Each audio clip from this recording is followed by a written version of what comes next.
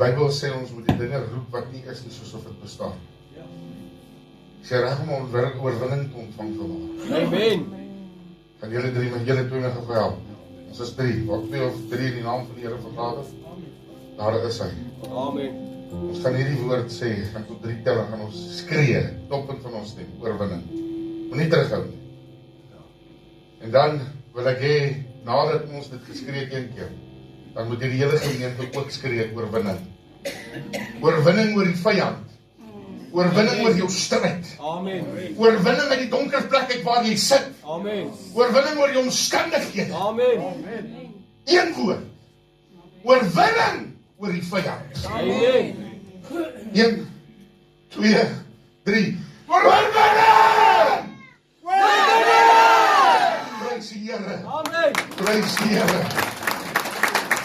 Prys die Here. Is daar iemand wat dit kan opvolg met 'n amen? Amen. Weet jy, dit beteken so sal dit wees. Amen. En dit sê ons vanmôre nie uit onsself uit nie, maar die krag van die Heilige Gees. So sal dit wees. Oorwinning! Prys die Here, jy mag die sitplekke neem. Wonderlike voorreg om vanmôre die woord van die Here aan u te mag bedien. Wat sou ons wees sonder die Here? Waar sou ons gegaan het, waar sou ons tuis gekom het, as dit nie by sy voete was nie?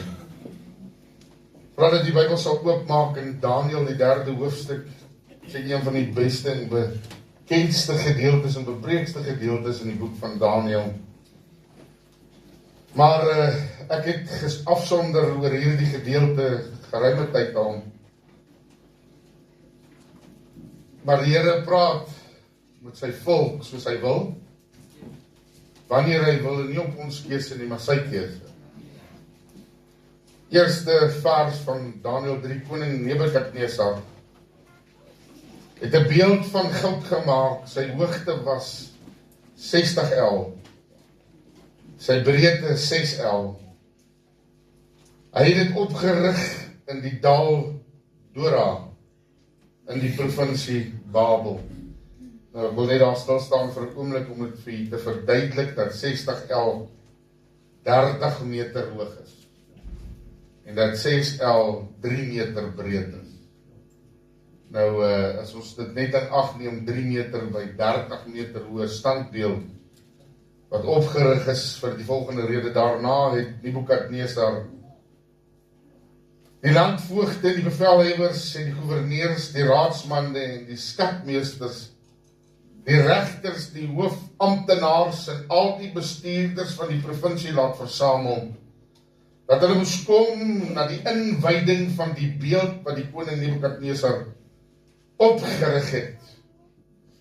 Toe het die landvoogde, die bevelhebbers en die gouverneurs, die raadsmanne, die skatmeesters, die regters, die hoofamptenare en al die bestuurders van die provinsie bymekaar gekom by die inwyding van die beeld wat Nebukadnesar opgerig het, en hulle het voor die beeld gaan staan wat Nebukadnesar opgerig het. En 'n uitroeper het hardop geroep: "Julle word aangesê o volke, nasies en tale, sodra julle die geluid hoor van horing, fluit, siter, luit, harp, doedelsak en van allerhande musiekinstrumente, moet julle neerval in die goue beeld aanbid wat koning Nebukadnesar opgerig het. En hy wat nie neerval en aanbid nie, sal op die dag binne in die brandende vuuroond gegooi word. Daarom het op die oomblik toe al die volke die geluid van die fluit, siter, luit, harp en van allerhande musiekinstrumente hoor, al die volke, nasies, tale neergeval in die goue beeld aanbid wat koning Nebukadnesar opgerig het. Op grond daarvan het tegelijkertyd die Galileëse manne nader gekom en die Jode aangekla. Daarop het hulle met koning Nebukadnesar gespreek en gesê: mag die koning vir ewige lewe. U, o koning, het 'n bevel gegee dat die mens wat die geluid van horing, fluit, siter, harp en doedelsak en van allerhande musiekinstrumente hoor, moet neerval in die goue beeld aanbid. En dat hulle wat nie neerval en aanbid nie, binne in die brandende vuuroond gegooi moet word. Punt tot daar te vanmôre nou. Here, ons aanbid nie 'n goue beeld nie.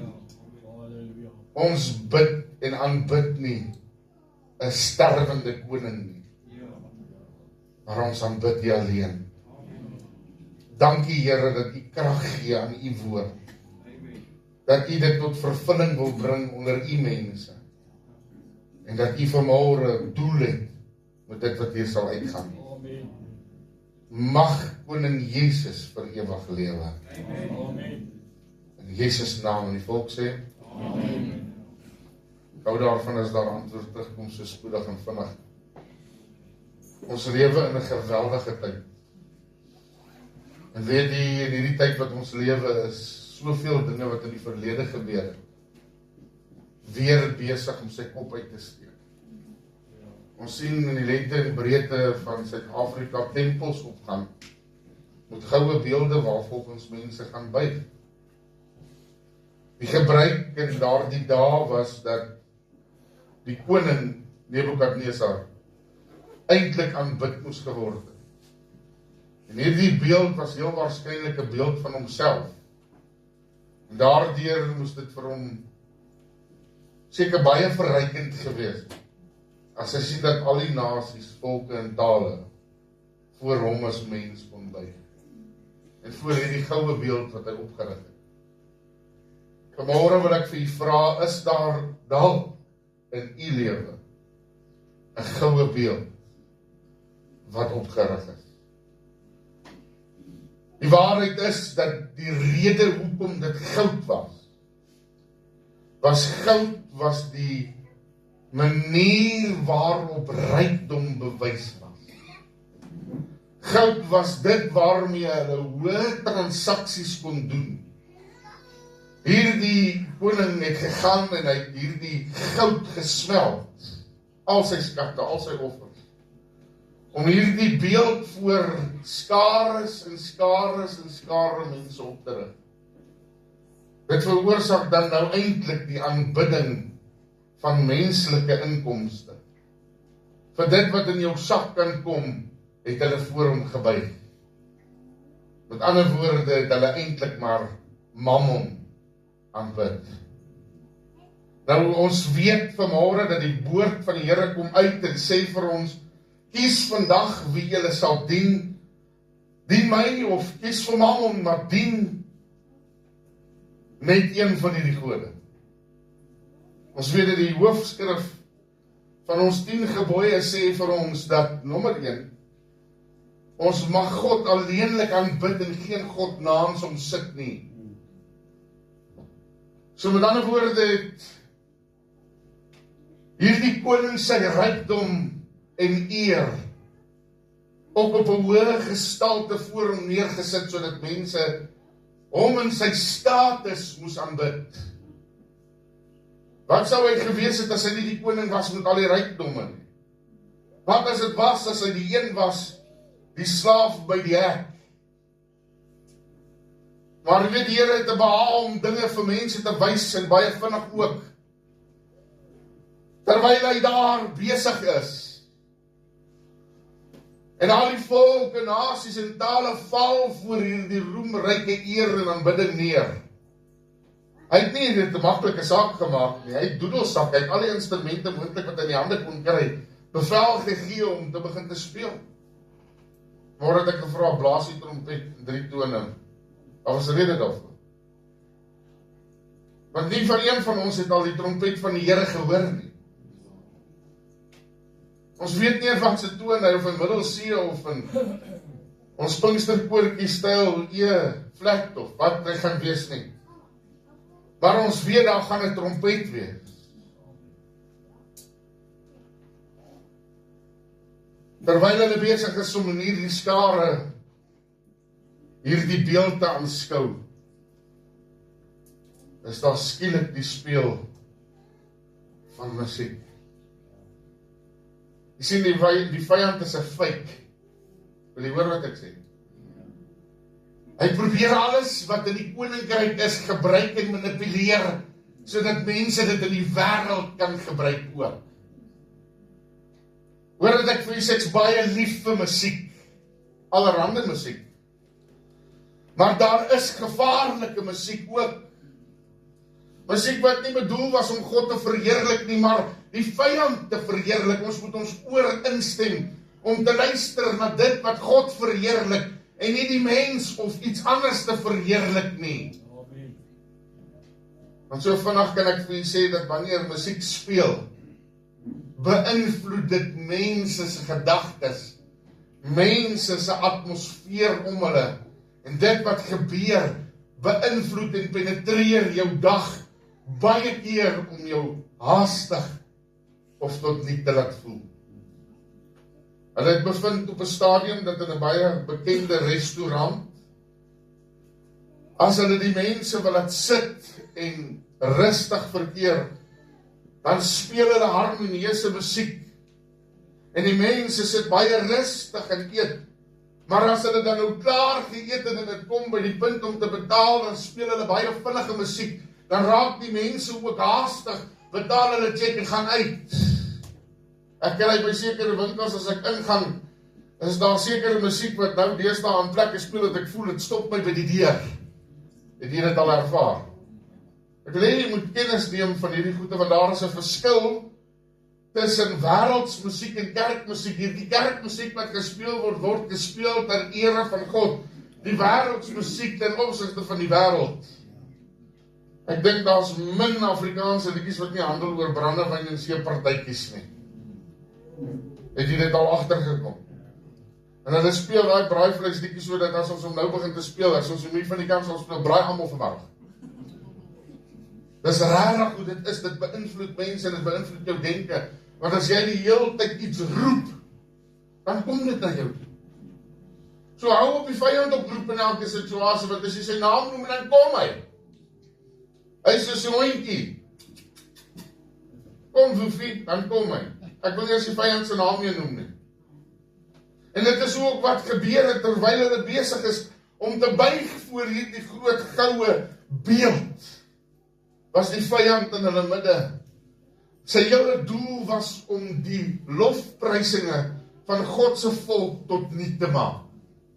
En as hy dit sou regkry, dan sou dit 'n groot oorwinning gewees het, want hoekom juis hulle wat daar staan, wat God aanbid het, ons gaan hulle name nou noem, Sadrag, Mesach en Abednego, staan in hierdie skare, en klomp manne kom nader en hulle sê, maar hierdie 3 weier om te buig voor die beeld. Hulle het die musiek gehoor en hulle het dit nie gereken as die musiek van die tempel nie. Want hulle was ook geleer, hulle het geweet wat om te doen wanneer dit by goddelike aanbidding gekom het. Die vraag is vir die kerk vanmôre, ook kerk van die Here, weet jy nog wat om te doen wanneer die goddelike uur vir u aanbreek? Weet jy nog hoe om te reageer wanneer die siter, die luit en die doedelsak ook gespeel word? Want weet jy wat, jy kan 'n doedelsak op 'n meisie kry, speel soos geen ander instrument nie. Hulle speel self Sarie maar op 'n doedelsak, het hom net geweet.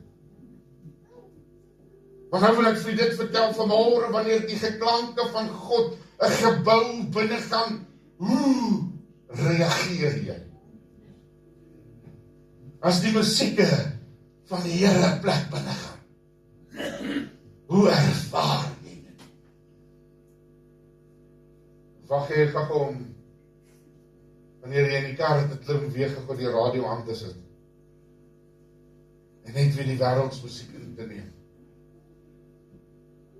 Weet jy wat, geliefdes, ons word besoedel met verkeerde dinge, en dan word ons beïnvloed, en ons aanbidding word beïnvloed. Vanmôre wil God aanbid word alleen, en geen God na ons hom. Die waarheid is dat hulle hierdie 3 manne vat, omdat hulle ongehoorsaam was, ten opsigte van die bevel wat deur Nebukadneser uitgegaan het. Ons almal ken wat volgende gebeur, hierdie is Sondagskool werklikhede, ek wil nie sê stories nie, wat soveel jare aan ons vertel, hulle gaan en hulle maak daai vuurkoond warmer, en warmer, en warmer, soveel so dat hulle, wat vir Sadrag en Mesach en Abednego, moet in hierdie vuur gaan sit, versmelt, en sterf. Maar op 'n wonderbaarlike manier eindig hierdie 3 manne binne in die vuur. Maar daar is dadelik iets anders. Weet jy, dat ek vir u vanmôre vertel, dat 'n kind van die Here wat aan die brand is vir hom, nie deur die wêreld gebrand kan word nie. 'n kind van die Here wat aan die vlam is vir die goddelike koninkryk. Die vlamme van hierdie wêreld kan hom niks doen nie. Amen. Weet jy hoekom? Terwyl die ander buk voor 'n lewelose standbeeld, voor 'n lewelose goue standbeeld, by hierdie 3 manne voor 'n lewende God alleen. En hulle is nie skaam om dit te sê nie. Ek wil nie vra, soveel van ons sit vanmôre hier so, dis mooi. En ek hou daarvan dat mense saamstem en is goed. Want ons stem saam oor dit wat die waarheid is, stem saam. Amen. En as die waarheid ons vry maak, is ons vanmôre al reeds vry, want ons stem saam met die waarheid. Ek wil jou vanmôre aan die brand kom steek. Vir Jesus. Ek wil vanmôre kom vuur maak. Sodat jy nie kan verdoof of vervlou wanneer die vuur van hierdie wêreld, want daar is valse vure. Daar is vure wat reg lyk. Daar's vure wat reg ryk en selfs die skaap wat hulle op daar braai, kan vir jou trek soos wat jy nie kan glo nie. Maar dis wat daar saam gebeur. Wat die probleem is. Dis daar waar ons buig, dis daar waar ons val, dis daar waar ons verkeerdelik sien. En baie van ons val daarvoor. Dan weet jy, die vyand kom vertel vir jou dat die pad van die Here 'n eensame pad is, en dan voel ons wil nie hierdie eensame pad het nie. Weet jy, kan jy onthou die dag toe jy regtig tot bekering gekom het, hoeveel vriende jy verloor het?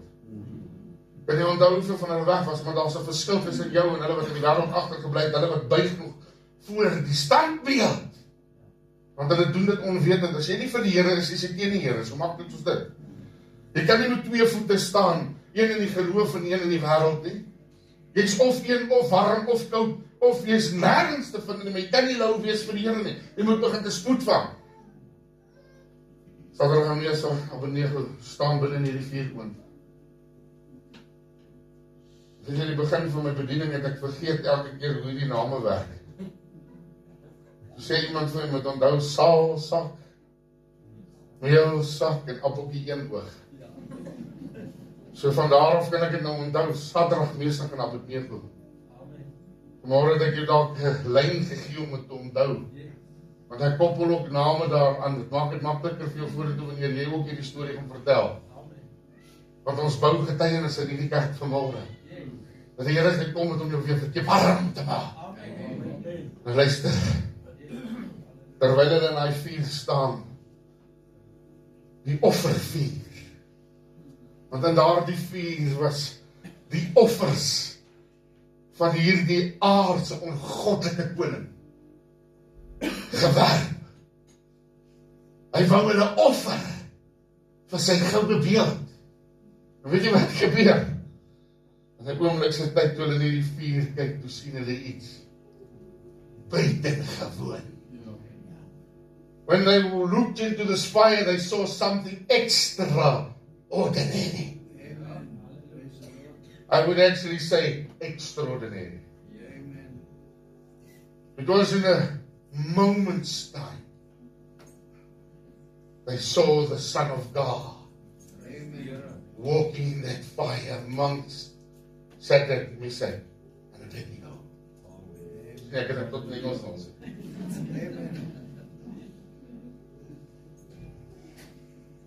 Daar is een wat wandel. Wat lyk soos 'n gode seun.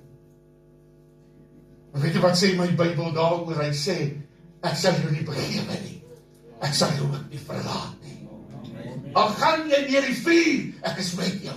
Al gaan jy deur die dal van doodskade weer, moet ek vrees nie, ek is met jou.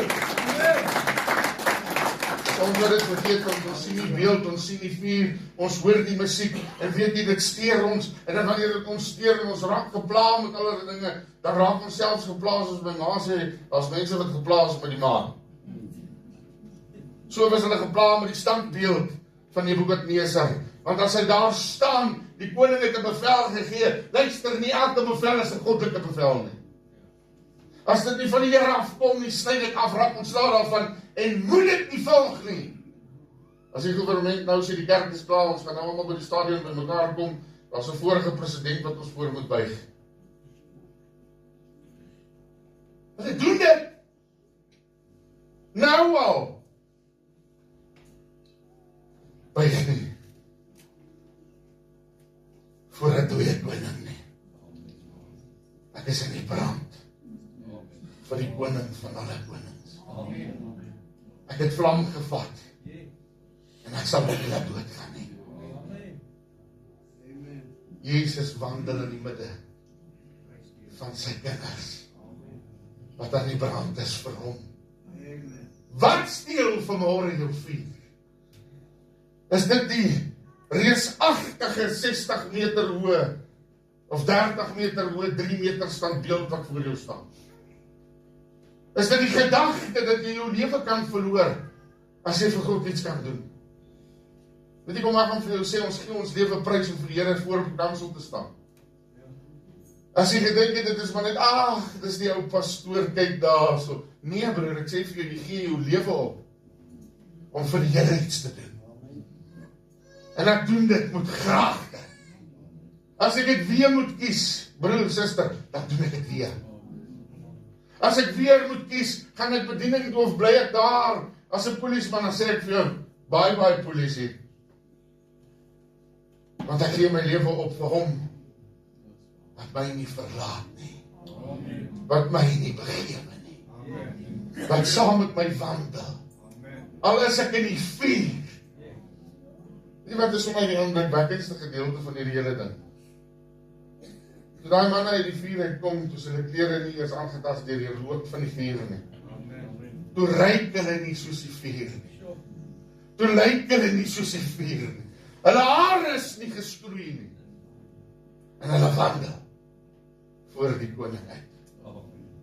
Hierdie koning het 'n ander gedagte toe, hy sê, hoor hierso, wie is hierdie ouens? Want hy het iets gedoen wat ek nie kan doen nie. Ons moet hom aanbid, want hy is waaragtig. Die God van alle gode.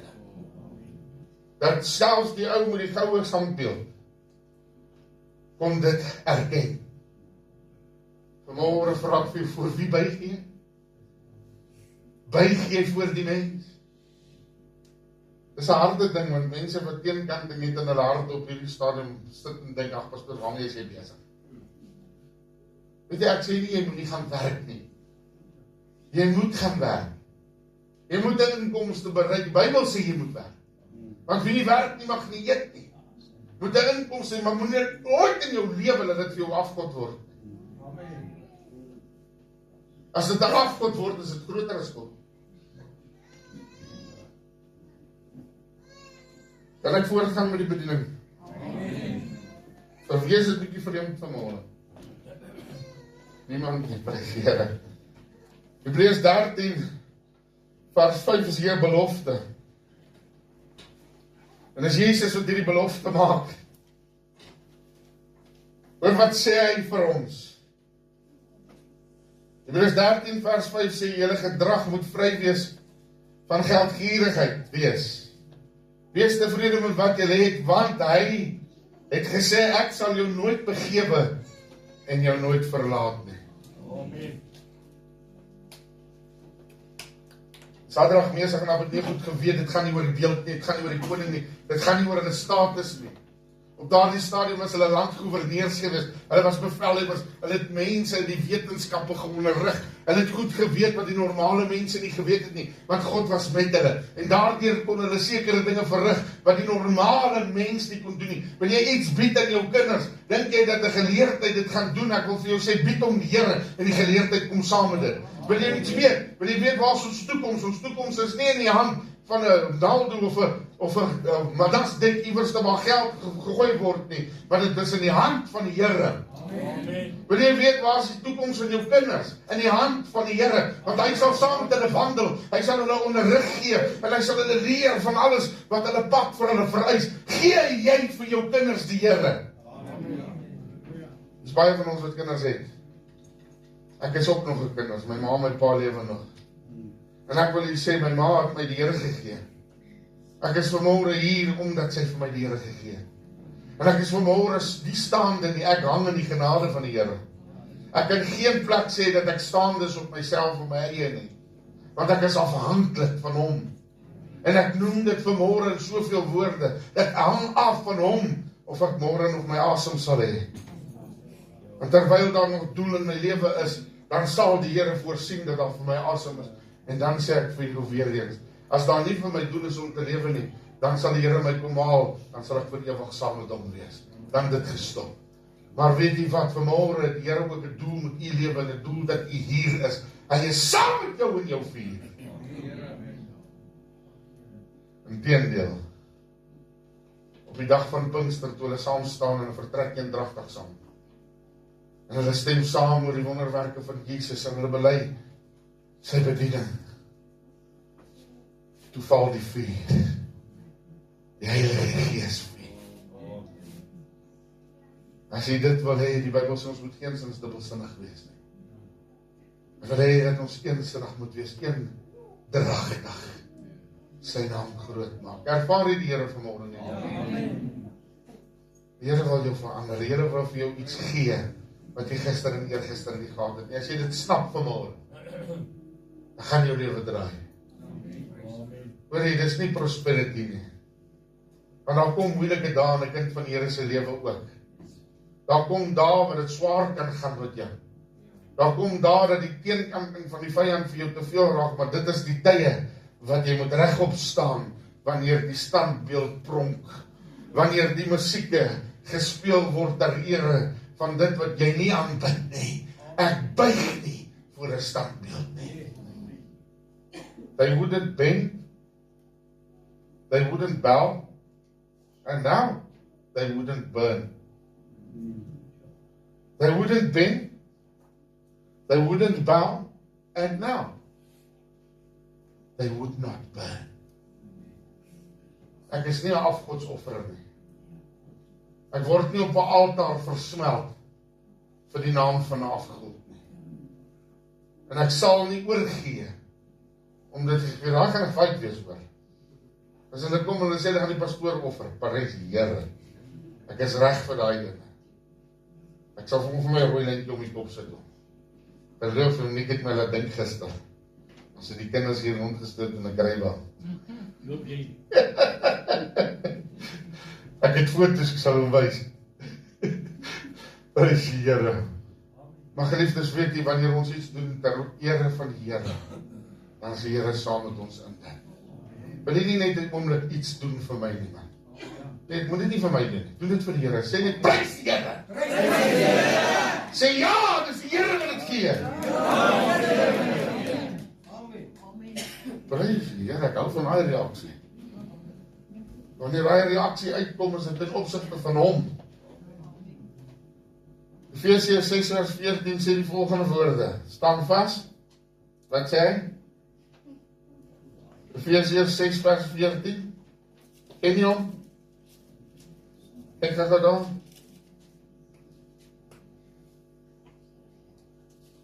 Staan vas, julle lendere, met die waarheid omgord, met die borswapen van geregtigheid aan. En as skoene aan julle voete die bereidwilligheid van die evangelie van vrede, behalwe dit alles, Neem die skuld op van geloof waarom jy deur die vurige pyle van die bose sal kan uitblus. Weet jy wat dra ons deur hierdie probleme? Ons geloof in God. Dat hy wel 'n uitkoms gaan gee. Weet jy, as jy opgee, as jy oorgee, dan het jy teen geloof besluit. As jy opgee en jy tree terug en jy sê, Here, ek kan nie meer nie, dan roep jy ook dit wat onmoontlik is, soos of dit moontlik is. Hou op sê ek kan nie. Want kan nie, is dood van kry was dood.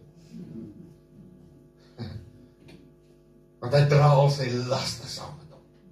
Weet jy wat ek sê? Vanmôre sê die Here, hou op sê ek kan nie, sê eerder ek wil nie. Dit is 'n beter antwoord. Hoor jy wat ek sê? Want nou moet ons en ons wil die Here dien. Wie wil die Here dien? Amen.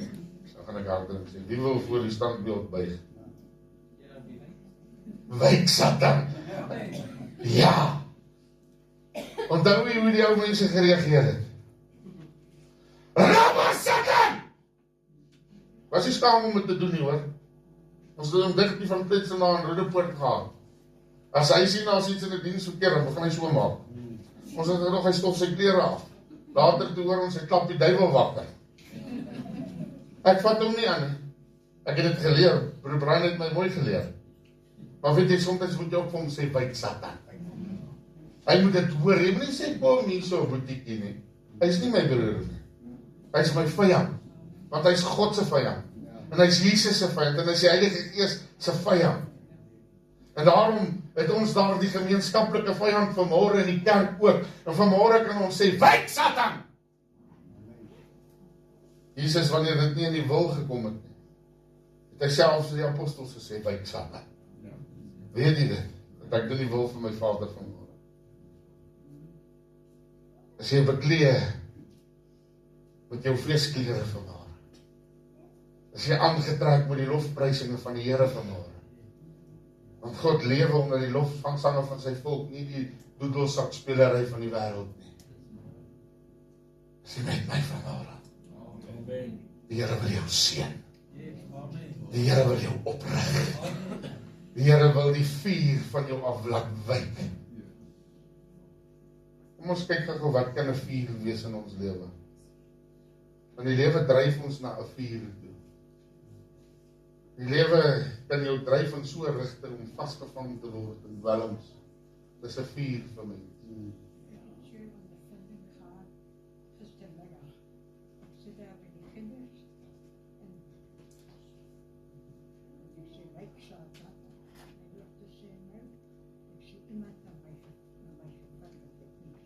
Recht dan nie. Het jy dit gehoor?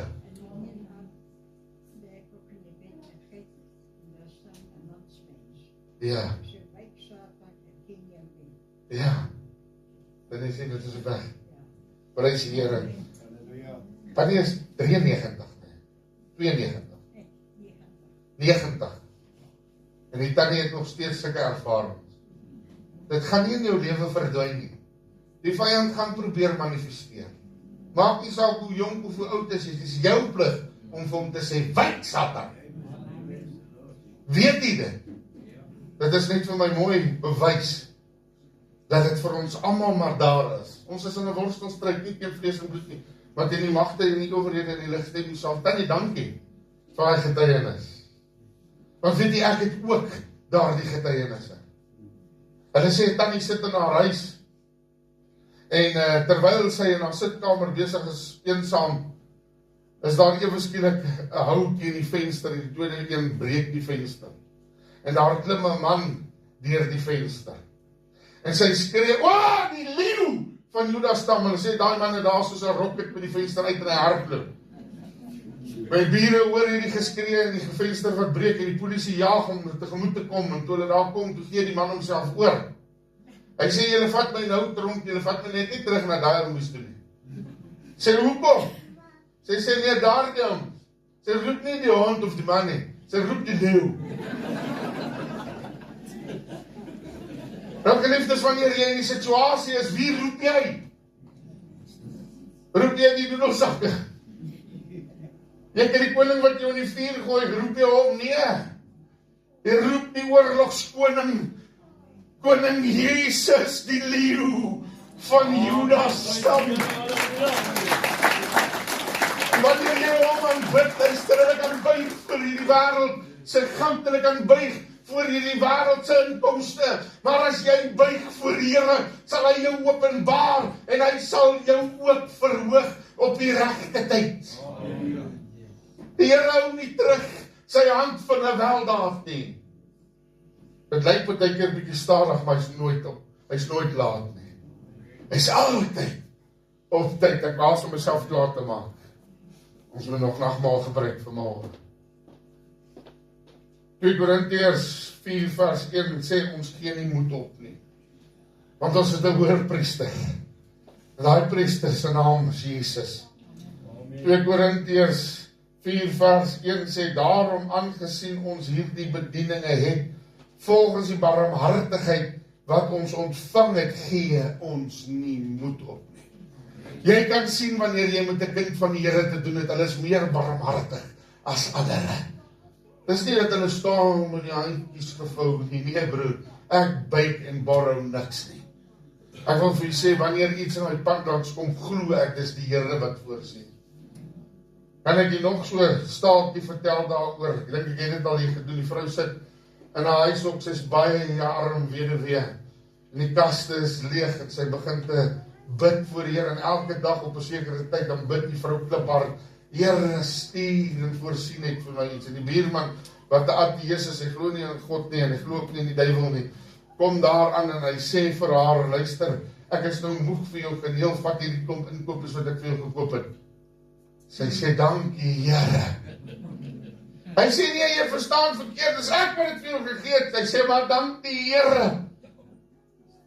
Hy sê toe vaak hy nou moeg graag, want hy weet sy is 'n kind van Here. Hy sê, wat as ek vir jou sê, die duiwel het dit vir jou gegee. Sy sê, dankie Here dat jy vir my hierdie gestuur het en die duiwel maak betaling daarvoor.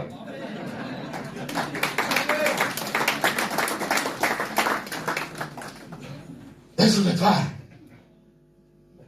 Ons gaan ontvang met die hand van die Here. Al maak die Here die duiwel betaal daarvoor. Ek maak klaar vanmôre, want ons is barmhartig en ons buig voor hom alleenlik. Efesiërs 4 vers 16 gaan ek mee sluit en ek gaan nie die laaste skrif gebruik nie. Korintiërs 4 vers 16, daarom gee ons nie moed op nie, maar al vergaan die uiterlike mens, nogtans word die innerlike mense dag na dag vernuwer, want ons ligte verdrukking wat vir 'n oomblik is bewerk vir ons alles oortreffende ewige heerlikheid, omdat ons nie let op die sigbare dinge nie, maar op die onsigbare, want dit is sigbare dinge, is tydelik, maar die onsigbare ewig. Hulle het daar die standbeeld gesien. Hulle kon voor hom buig, terwyl hulle hom sien, en terwyl hulle hoor, wat die wêreld vir hulle speel. Maar Saterdag mense gaan op het 9 het die onsigbare God geken. Hulle het geweet dat hulle so buig voor hom niks kan standhou teen hulle nie. Selfs die vuur was vernet. Vanmôre vra die Here, is hy nog genoeg vir jou? Is jy nog reg om te ontvang dit wat hy vir jou bied? Is jy nog reg en staan jy nog vir sy saak? Is jy nog in die plek waar jy nie buig vir die standbeeld nie? Sê die Here, ek sal jou seën. Die nag waarin hy verraai sal word,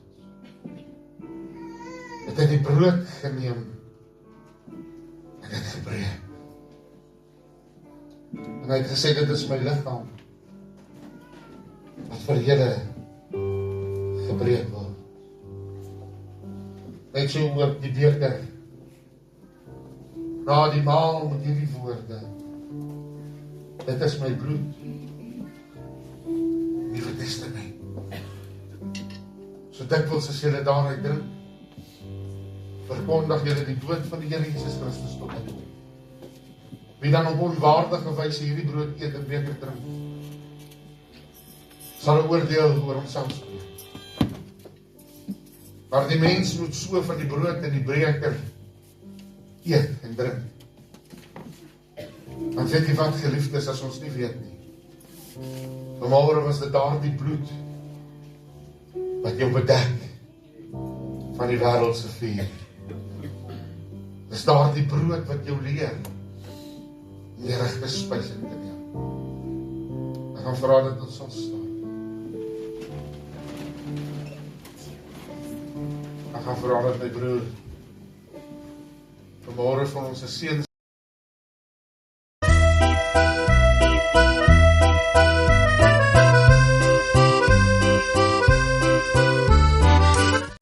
was die eerste een in sy familie, ook uit die Apostelkerk uit, tot bekering.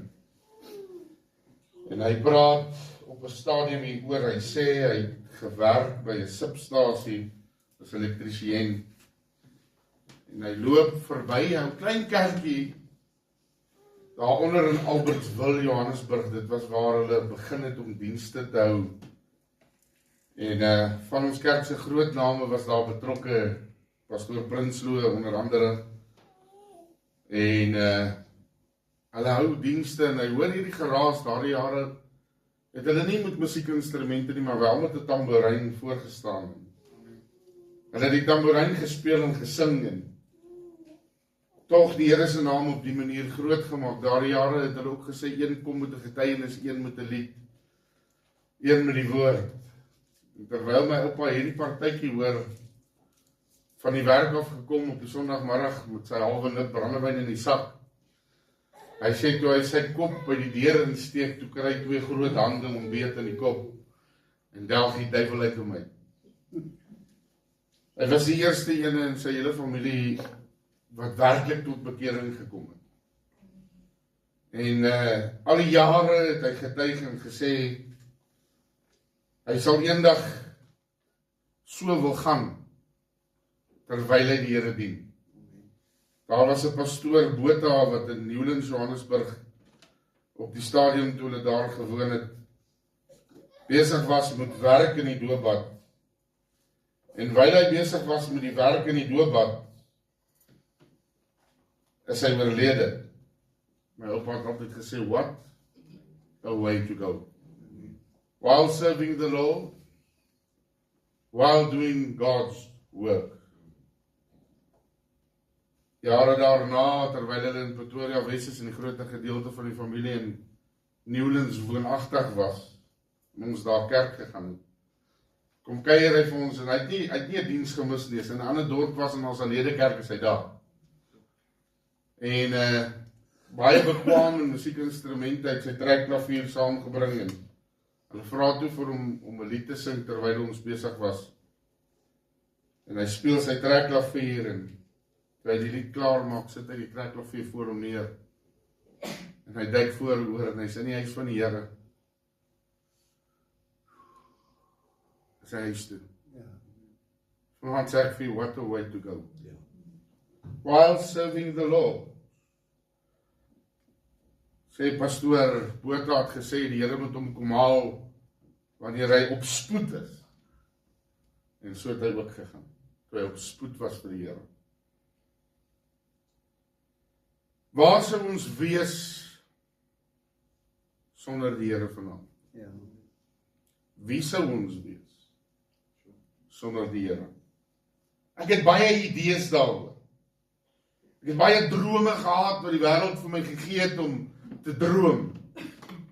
Ons het almal, ons was 3 boeties wat geboks het en ons almal het gedroom om wêreldkampioene te word. Ons het al die groot name persoonlik geken. As kind was hulle aan huis by ons en ons aan huis by hulle, die Teweel boeties, ons het hulle goed geken.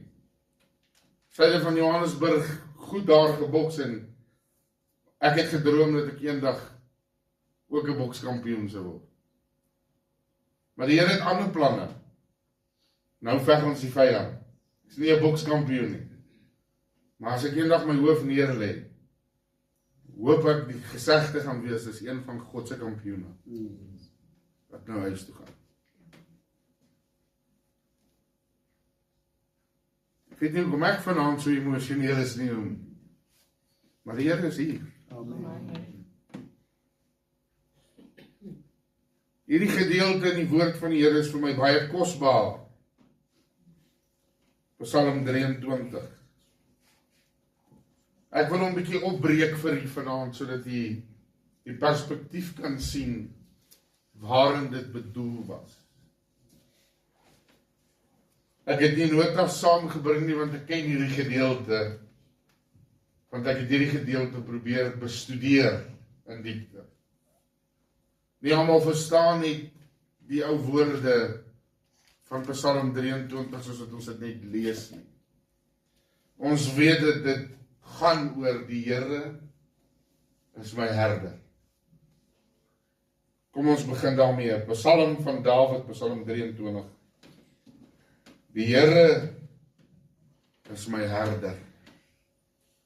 Ek kan daar stop vanaand. En ek kan vir jou sê dat dit die verklaring van koning Dawid is, dat die Here sy herder is. Dat die Here hom lei, die Here sorg vir hom. Wat beteken herderskap?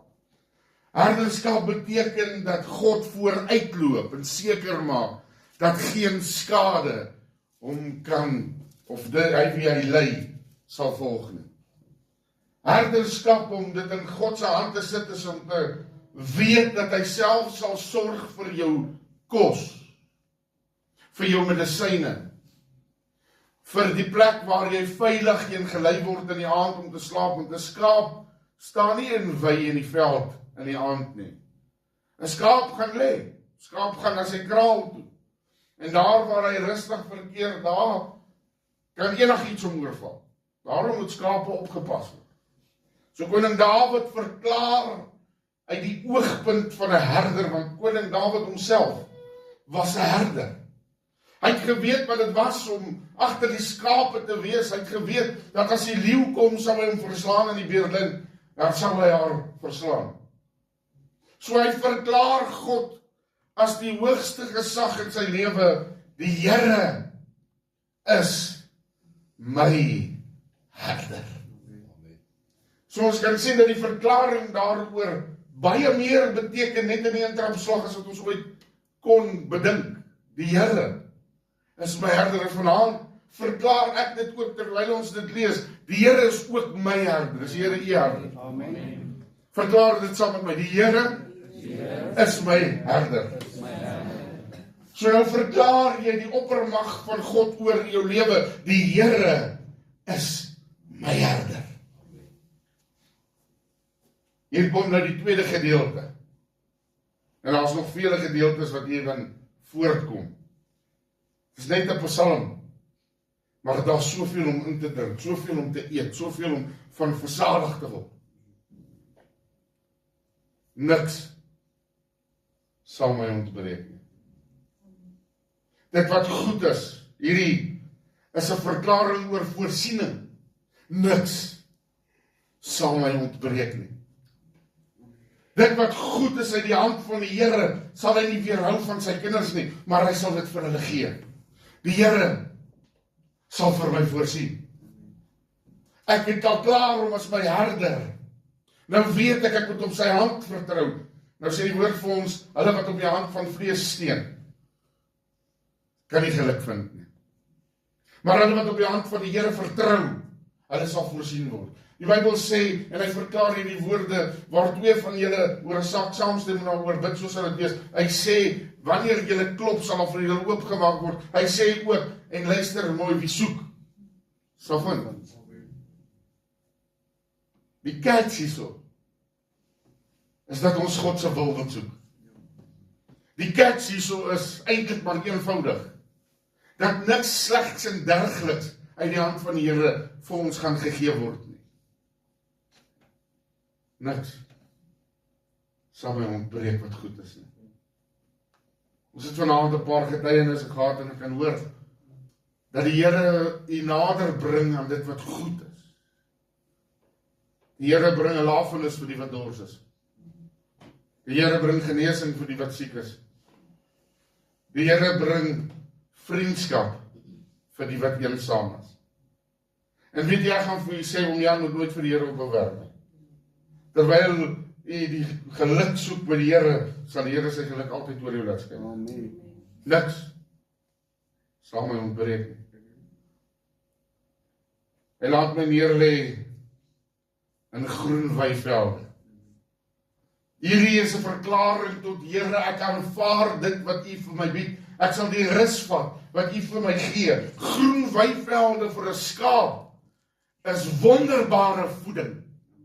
Want as jy gaan kyk wat skape in die winter moet eet, broer en suster, hulle eet maar droë gras en daar's nie veel om hulle te voed daarin nie. Die voedingswaarde van droë gras en droë voedingsstof is maar min. Daarom in vandag se herderskap het mense dit goed gevind om wanneer hulle sekere voere maak, bestanddele by te sit om dan voedingswaarde daaraan te heg. Jy kan nie net 'n bal gras gaan aftrek van die grond af en vir die skaap droë gras meegee nie. Maar na weivelde, groen weivelde, dit wat jou siel smag, daarheen lei die Here jou. Hy vat jou na 'n plek toe waar daar genoeg voedingswaarde nie net vir jou liggaam is nie, maar ook vir jou siel. Ja. Hierdie groen weivelde, as ek myself kan dink, is vir my van die mooiste gedagte. Want as die winter aanbreek en alles is so droog, dan voel jy ook so droog in jou binneste. Maar wanneer dit verander en die eerste reëns begin te val en die dou begin te val, ek loop gister hier verby die kerk agter en ek sien goed raak wat ander mense nie altyd raak sien nie. Ek is maar so in mekaar gesit. My kop staan nie vir een oomblik stil nie. Is altyd besig om rond te bons. Ek weet nie hoekom nie. Maar dis maar die Here my in mekaar gesit. En ek sien hier onder die dak, net hier langs die kerk, is daar 'n groen stroom. Waar die water van die dak af drup, is dit die groenste. Tot teen die kerk is dit groen. Daai kant toe is dit dor en droog. En ek dink Here, terwyl hierdie dag hier is, voorsien hy vir die gras. So U beskerm die bietjie gras om die kerk vir ons ook. Mooi groen gras. In die middel van die winter. En ek besef hoe goed die Here se hand is, selfs wanneer dit nie daar behoort te wees nie, en selfs terwyl die ryp en die dou ernstig val, is daar nog groen gras om ons kerk. Al is dit 'n half meter breed, na groen weivelde waar is. Na waters, waar is dit? Jy weet dat daar is soveel onderskeiding gemaak en verskeie dinge gepraat oor wat water se waarde is. As jy water kyk, dan is dit maar deursigtige vloeistof en dit lyk nie of daar regtig iets daarin kan wees wat jou kan iets bied nie. Maar probeer 'n paar dae sonder water gaan. Broer, jy gaan sterf. Boonbehalwe dat ek weet nie hoe die mense van die voortyd oor die weg gekom sonder water om te bad nie. Broer, ek kan nie gaan slaap as ek nie gebad het nie. Ek wil skoon bed toe gaan. En nie net dit nie, boonbehalwe daarvoor, wanneer ons hier by mense is en ons allerhande dinge wat mense aan vashou, is dit die water wat ons voed. Sonder water kan jou liggaam nie funksioneer nie. Jou niere kan nie die gifstowwe uitspoel nie. En jy sit met siektes wat jy nie geweet het jy kon gehad het nie. Na waters, waar is. En dink gou daar aan die Here ry jou na waters toe, waar jy kan neerbuk en drink soveel as jy, sonder om bekommerd te wees of die toetse reg sal terugkom. En vir die water dalk 'n probleem gaan hê, na waters, waar is. Die Bybel praat van getuienisse in die hemel en getuienisse op die aarde, sê die aarde is water, een van die getuienisse. En dan sê jy na die water van rus toe lei, broer, dan beteken dit, jou siel gaan begin te getuig oor rus. Jou gees gaan begin te getuig saam met die Heilige Gees. Die aarde is so wat 75% water. En so ook die menslike liggaam. So weet jy, wanneer daar rus in jou water kom, dan besef jy die Here is aan die werk in jou lewe. Hy lei my daarheen. Hy verkoop my siel. Verkoking beteken genesing. Hy genees jou liggaam. Hy genees jou siel. Die mens is saamgestel uit 3 fases. Siel, gees en liggaam. Jy ken dit so. Die een kan nie funksioneer sonder die ander, en die siel kan hulle dalk van jou uittrek, hier moet 'n bloedoortapping, of hulle kan dalk 'n bietjie mors met jou DNA, maar weet jy wat, dit wat God daar geplant het, kan hulle nie uit jou uittrek nie. En hierdie siel wat hy verkoop, sê hy, ek bring genesing aan dit wat genesing nodig het. Jou siel moet eers genees, voordat jou liggaam genees. En daarom, wanneer ons aangeval word, val die vyand baie keer die siel aan. Nou sê hy, ek verkoop jou siel. Ek bring vir jou genesing in jou siel. Kan ek verder gaan? Lyk vir my, ek preek die dood vanaand. Hy lei my in die spore van geregtigheid. God is geregtigheid. En hy wil hê dat ons in sy voetstappe moet volg. Dis wat Jesus vir ons gelos het op hierdie aarde, deur hom alles ten koste van die evangelie uit te gee. Ten koste van dit wat hy voorloop. Jesus het nie gekom en een oomblik gemurmureer, Here, Vader wat in die hemel is, ek moet voorloop en almal loop agter my aan nie. Nee. Hy het 'n leierskap kom gee, waar volgens ons dan ons leierskap delegeer, wat ander moet dan ontvang, om in die voetstappe te loop van hulle wat voor ons is. Wanneer jy 'n ouer is, volg jou kinders in jou voetstappe. Staan vanaand in die kamer besig om klaar te maak. En ek dank die Here daarvoor. So hoor ek my vrou en my kinders sing koortjies daar in die sitkamer. Het was nie altyd die maklikste gedeelte nie, want sy stry, die liedjie gaan so, en een stry, die liedjie gaan so, en almal sê, julle altyd weet te veel.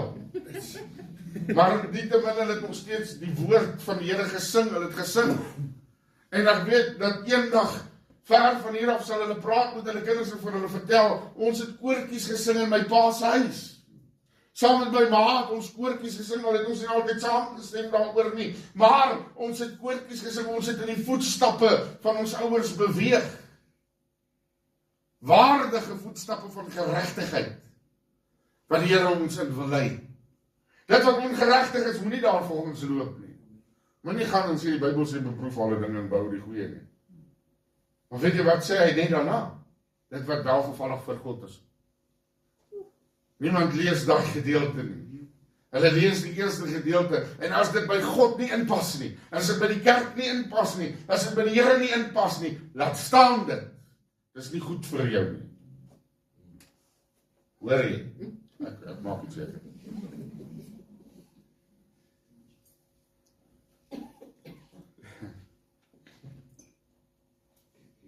Lei my, Here lei my.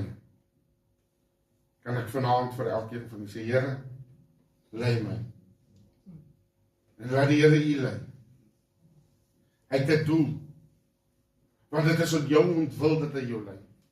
Hy lei jou na al die mooie dinge van die lewe. Nou sê ek hierdie woorde van koning Dawid. Al gaan ek deur toetse, Here, al gaan ek ook deur die dal van doodskaduwee, sal ek geen onheil vrees nie. Terwyl die Here ons beskerm as herder, terwyl ons sy bloed tot ons beskikking en ons vanaand soveel getuienis op. Ek wil sê, ons het in Johannesburg groot geword, nommer 33 Stonewall Straat. Dat is my huis vir baie jare. En dan gaan ek vertel dat my ma, terwyl sy die bloed gepleit het, die voordeur het gebreek, en my pa was nie altyd daarom om reg te maak nie. My ma het maar met 'n bottermes goed reggemaak, 'n kitchen, 'n housewife's tool, was 'n kitchen knife. En sy kon nie die deur reg kry nie. So die deur het maar oopgestaan. Daar was nie groot hekke voor die huis nie. En as hulle dit geweet het vandag, dan was dit seker 'n ander moeilikheid, maar die hek kon ook nie sluit nie. Hy het maar met 'n klip opgehaak. Dan breek hulle reg om ons in. Steel die goed reg om ons, maar van ons erf af. Omdat die bloed van die Here daar was. Omdat hy beskerming gebring het, omdat hy ons herder is, omdat hy ons voorsiener is. Gaan ek vir u sê, het selfs die tuinslang van die stoep af nie verdwyn. Hulle het die Kripikrol en die bure se swembad gesteel. Maar dit het die houspyp in die Nelle se jaar uitgelos. En vir baie jare was dit so, toe ek polisman word, toe oortuig ek my ouers, luister, ons moet nou plan maak, die voordeur was toe daarom al reg, en die hek het daarom toe al 'n slot opgehad, maar daar was nog steeds nie heininge voor die hek nie, voor die huis nie, toe maak ek my pa palissades opsit voor die huis. En weet jy, ek weet nie van u nie, maar my pa het die palissades reggemaak, maar die hekkie wat hy ingesit, se slot het nooit gewerk nie.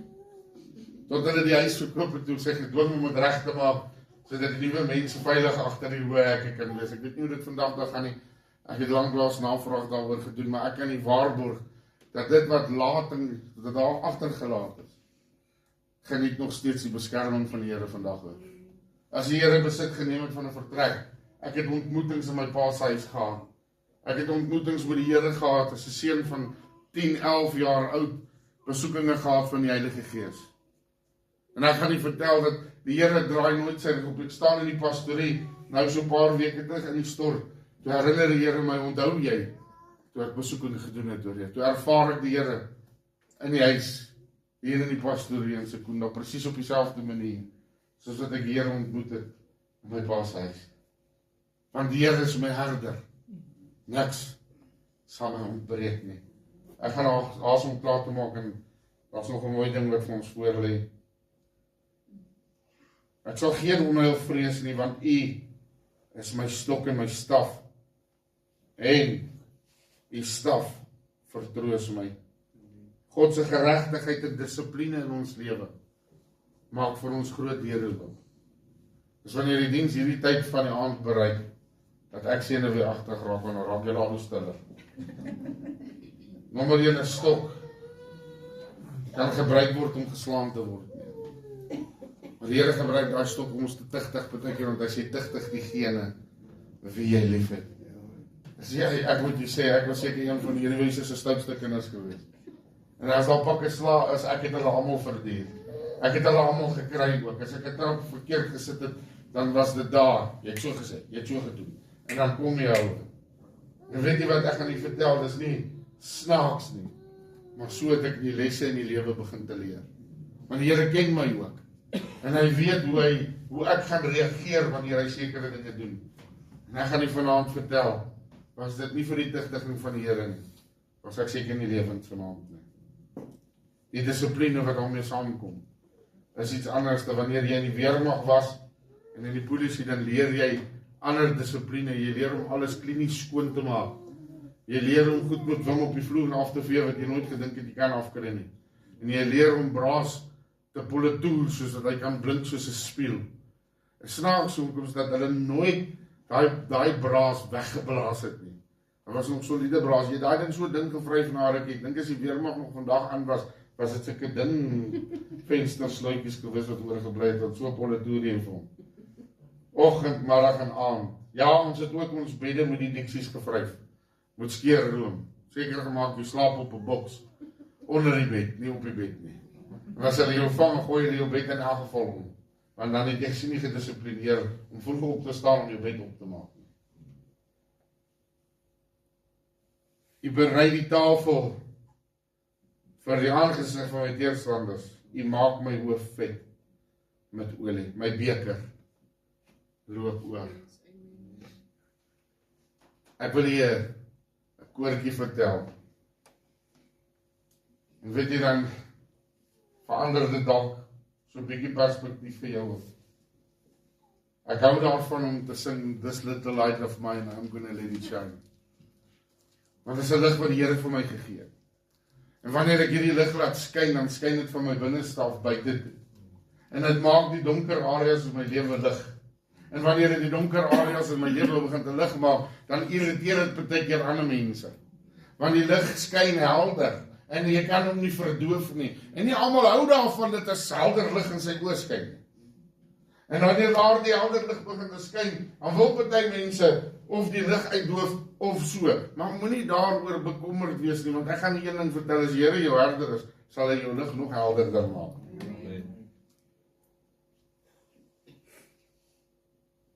Jy berei die tafel voor die aangesig van my teestanders. Die Here sê vanaand vir jou, en ek wil hê jy moet nou mooi luister. Dit is baie interessant en nie skrik nie. Herken jy dit? Dis hoe 'n polisieman aan 'n deur klop. Ek het op 'n stadium so lekker eelt op my vinger gehad. Die Here sê vanaand, ek staan by jou hartsdeur en ek klop, jy vir my oopmaak. Ek sal saam met jou 'n maaltyd geniet, 'n feesmaal. Het jy al gewonder waar kom hy feesmaal vandaan? Jy kan hom nie voorberei nie. Hy is in jou hart. Die Here het hom daar geplaas vir die dag as jy die deur oopmaak. Ek staan by jou hartsdeur en ek klop. En daai feesmaal is voor die aangesig van jou vyande alreeds voorberei. Al dink hulle wel, dis nie kapot, dis klaar, dis verby met daai ou. Sê ek vir die Here sê daar's 'n feestafel in jou hart wat vir hom wag en vir jou wag om dit saam te geniet. Al wil die vyand wat doen, hy sal dit nooit kan keer nie. Jy maak my hoof vet met olie. Dit jy skaap in die ou dae wat hulle gedoen het, hulle het olyfolie gebruik. En hulle het die hele kannetjie olie oor die skaap se kop uitgegooi. Saam met daardie olie vetterigheid wat oor die skaap se kop gaan, dan kan die vlee nie in sy wol kom land om maaiers te los nie. Ek sê reg daarmee om. En vandag het hulle 'n tipe grease. Of hulle sny die skaapskering baie mooi, maar weet jy, wanneer daardie vlee kom maaiers lê, dan maak dit die skaap se kop so geïrriteerd dat dit sy skedel begin te binnetree en sy brein affekteer. Hoekom juis maak hy jou hoof vet met olie? Want hy wil hê jou gedagtes moet nie gepenetreer word deur die vlee van hierdie wêreld nie. Ek praat van die vyand se demone en se magte om jou gedagtes te bevuil en te bevlek met onreinhede. Maak my vet, my hoof vet met olie. Het jy dit al gesien? Vanaand sê die Here, ek wil jou gedagtes beskerm. En ek klaar daardie olie oor jou hoof uitgegiet. Dit gaan nie oor die salfolie wat iemand voor jou kop smeer nie. Daai is maar net 'n tentoonstelling van die Heilige Gees, wanneer ons mekaar bid, dat die Here sy Gees oor ons sal laat kom, dat die genesing sal plaasvind. Het gaan ook nie oor hoeveelheid olie nie. Maar die geestesolie wat die Here vanaand in hierdie plek uitstort, is kosbaar. Amen. My beker loop oor. Maar geliefdes, weet nie wat gebeur met 'n oorlopende beker. Jou piering word vol. En my oupa het altyd gesit met sy, hy het rooibos tee gedrink. En weet jy wat snaaks genoeg was? Ek het hom nooit regtig gesien in die koppie uitdrink nie. Hy het altyd sy koppie getilp en dan laat hy dit in die beker en dan drink hy uit die piering uit. My cup runneth over. En weet jy, ek weet nie of het vir hom 'n manifestasie was nie. Dit was vir my verskriklik snaaks. Maar hy het sy tee uit die piering gedrink. Maar dit nou nie vanaand doen, ons het nie veel pierings nie. Heb ek gesê nou? Ek drink my koffie in 'n beker. Maar wanneer 'n koppie begin te oorloop, dan beteken dit jy is geseënd. 'n halwe koppie, maar nie vir my 'n halwe koppie iets bring om te drink nie. Ek gaan jou skyn skryf. Selfs as ek swart koffie drink, sit jy 'n bietjie koue water by net om vol te maak.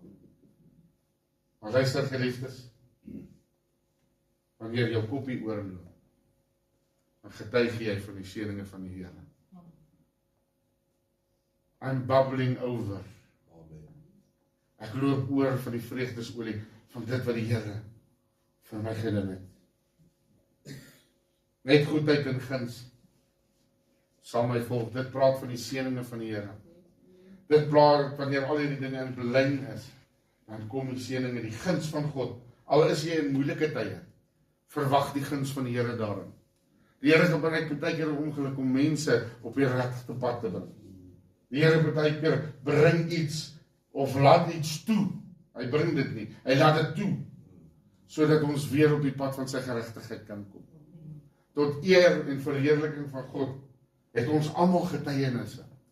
En nou praat ons van Openbaring, wat sê deur die woord van hulle getuienis, en deur die bloed van die lam, het hulle die vyand oorwin. Ons kan die vyand oorwin, nie deur die woord van ons getuienisse. Om die ander getuienis van ons was vir my kosbaar, toe hy gepraat het al van 1985. Ek wil jy vertel, toe ons almal 'n draai in die wêreld gaan maak. Ek weet nie of jy daar was nie, ek was daar. Het ek gedink ek het alles. Maar toe ek by die Here kom, toe besef ek het niks in myself nie. Toe staan ek op 'n hoop ashoop van al die dinge wat ek gedink het ek besit. Maar toe wys die Here vir my, jy het geen skatte in die hemel nie. En toe die skatte in die hemel begin te inkom, toe besef ek, luister, vanaand het ek meer om oor dankbaar te wees. En die bietjie wat ek belê het in die hemel, oor dit wat ek in die wêreld belê, dit is tot niet, dit gaan tot niet. Eendag as ek my kop neerlê, gaan dit alles weg wees. En dis 'n erfgeld, 'n swerfgeld, die kinders gaan dit vat, ek gaan dit mors. So gebruik dit nou. Maar sorg vir jou kinders asseblief. Al die dae van my lewe, en ek sal in die huis van die Here bly, in lengte van dae. Dis die sekuriteit wat die Here jou bied, as jy in sy huis woon, dat hy jou sal oppas, dat hy vir jou lengte in jou dae sal gee. Dit beteken vir ewig, dit begin nie net hier nie. Ek sê nie trek nou gou, ek nie na die kerk toe kom bly saam met my in die huis van die Here nie. Nee, maar in die veiligheid en die sekuriteit van die Here, as jy daarin bly, dan beteken dit, jy gaan van nou af tot in die hiernamaals in die veiligheid van die Here kan wees. Want tot in die hiernamaals is ons nog steeds, wanneer hierdie lewe verbygaan, dan is al die moeilikheid in elk geval verby. Dan loop ons direk in die veiligheid van God.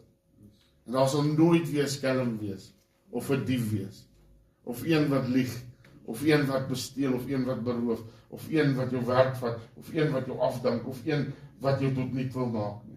Want die vyand, die leenaar en die valse profeet, sal saam in die poel van vuur wees. En ons sal saam met die Here vir ewig in sy woning wees. Die Here seën sy woord. Ek gaan vra dat ons net so